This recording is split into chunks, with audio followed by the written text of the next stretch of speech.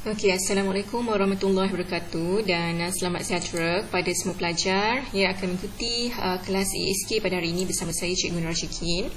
Okey, pada kelas sebelum ni kita telah mempelajarilah apa maksud algoritma. Okey, kemudian kita telah lihatlah beberapa contoh algoritma ringkas. Algoritma ringkas. Dan saya sebenarnya telah ada beri kamu latihan mengenai pembangunan algoritma lah, iaitu latihan bagaimana untuk membuat algoritma untuk menggunakan printer, kemudian algoritma untuk menggunakan mesin basuh dan juga menggunakan mesin jualan air. Saya telah lihat beberapa jawapan daripada kamu. Semuanya mempunyai 36 respon. Jadi terima kasih dan tahniahlah saya ucapkan. Apa yang saya nak ringkaskanlah di sini, untuk kita menulis algoritma, algoritma yang kita tulis itu mestilah mudah difahami lah. Yang pertama mestilah mudah difahami dan disusun dengan betul lah. Yang pertama apa dia, yang kedua apa dia. So dia punya step by step tu mestilah disusun dengan betul. Yang kedua, algoritma ataupun penulisan yang terbaik untuk membuat algoritma ini mestilah ringkas. Ringkas, lagi ringkas lagi baiklah. Sebab apa? Bila ringkas kita akan mudah faham. Bila tulisan itu lebih ringkas, bila ayat kamu lebih ringkas, lebih mudah kita faham lah. Jadi penulisan untuk membuat algoritma ni sebenarnya tidak perlu terlalu panjang. Seperti mana yang telah saya tunjukkan contoh kan. Saya ada tunjukkan contoh, iaitu pada kelas sebelum ni saya telah tunjukkan contoh algoritma untuk buat Maggi, untuk masak Maggi. Jadi penulisan untuk membuat ataupun langkah-langkah untuk membuat Maggi ini mestilah ditulis dengan ringkas, mestilah ditulis dengan susunan yang betul, dan mestilah mudah difahami lah. Jadi hari itu saya telah bagi latihan bagaimana untuk kita membuat untuk menggunakan printer. Jadi ini adalah jawapan daripada saya sendiri. Yang pertama, sambungkan wayar mesin cetak dengan peranti. Maksudnya sambungkan dia punya kabel lah. Sambungkan kabel ini, kabel printer ini dengan kita punya digital device ataupun alat digital kita. Sama ada laptop ke, komputer ke. Kemudian tekan butang on pada printer. Tekan butang on pada printer. Dan lepas tekan butang on, masukkan kertas. Ini adalah langkah yang ketiga. Dan yang keempat, tekan butang cetak yang keluar di dokumen yang kita nak cetak tu. Sama ada kita guna Microsoft Word ke, PowerPoint ke, ataupun kita boleh tekan Ctrl P. Ini adalah shortcut key dia.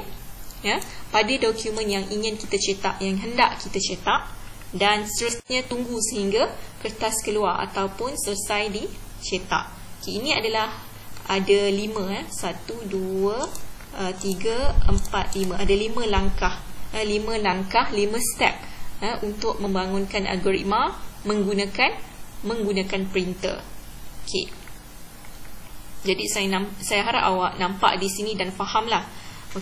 Saya tak nak fokus kepada algoritma, langkah-langkah algoritma ini pada hari ini. Pada hari ini sebenarnya saya nak fokus terus kepada apa itu perwakilan algoritma. Perwakilan algoritma ada dua. Yang pertama adalah menggunakan carta alih dan yang kedua adalah menggunakan pseudocode. Dan hari ini kita akan pergi terus kepada apa itu carta alih.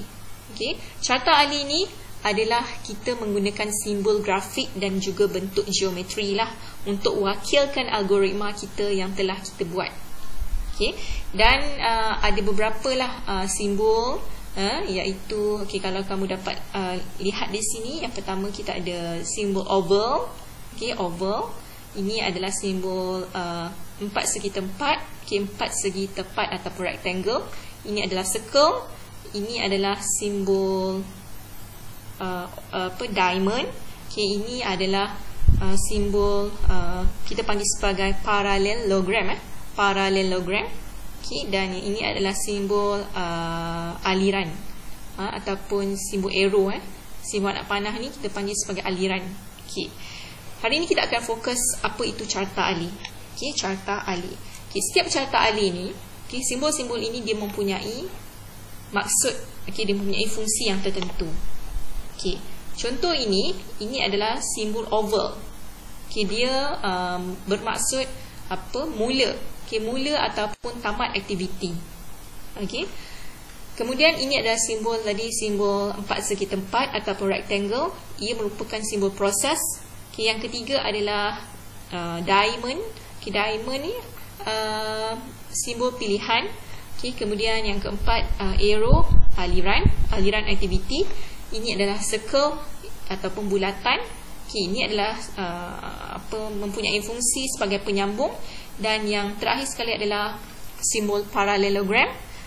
Parallelogram ini adalah fungsi dia untuk memaparkan input ataupun output, ataupun berkaitan dengan operasi input ataupun output lah. Untuk penerangan yang lebih jelas, di sini saya telah siapkan saya punya carta Ali. Carta Ali yang ringkas, berkaitan dengan penggunaan printer, penggunaan printer. Seperti mana yang telah tadi saya tunjukkan, apa maksud simbol-simbol ini semua. Ini adalah simbol mula dan tamat sesuatu aktiviti. Simbol oval ini. Jadi kita akan letakkan di bahagian atas. Bahagian atas sekali untuk mula, dan juga bawah sekali untuk tamat aktiviti. Mula kita akan letak di bahagian atas sekali, tamat kita akan letak di bahagian bawah sekali. Apabila kita nak menggunakan komputer, langkah yang pertama adalah kita perlu sambungkan wayar mesin. Sambungkan wayar mesin ataupun kabel mesin. Kabel mesin cetak dengan kita punya alat digital, dengan kita punya peranti. Kenapa saya gunakan simbol 4 segi tepat? Sebab ini adalah salah satu aktiviti, salah satu proses. Jadi ini adalah simbol 4 segi tepat. Kenapa saya gunakan simbol ini? Ini adalah simbol proses. Simbol proses. Seperti mana yang telah saya tunjukkan tadi, simbol 4 segi tepat ni, ini adalah simbol proses ataupun aktiviti. Aktiviti yang pertama, kita perlu sambungkan kabel mesin cetak dengan kita punya alat digital ataupun kita panggil sebagai peranti. Kemudian langkah yang kedua, tekan butang on pada printer. Maksudnya kita perlu switch on printer lah. Bila kita switch on printer, itu adalah merupakan aktiviti kita yang kedua. Proses yang kedua. Kemudian langkah yang ketiga, masukkan kertas. Masukkan kertas. Kenapa saya guna simbol parallelogram ataupun simbol simbol seperti 4 segi tepat tetapi dia agak condong. Kalau kamu dapat lihat di sini, kenapa saya guna simbol parallelogram di sini? Saya gunakan simbol parallelogram. Ia melibatkan proses masukkan kertas. Bila masukkan, dalam bahasa Inggeris kita sebut input. Masukkan, kita input lah. Jadi bila adanya proses input dan output, kita perlu menggunakan simbol inilah. Kita perlu menggunakan simbol ini, simbol parallelogram.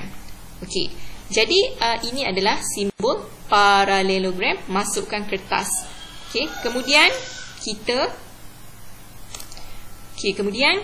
bila kita dah masukkan kertas, kita tekan butang cetak. okey, tekan butang simbol cetak ataupun simbol print. Ini adalah merupakan proses lah, aktiviti.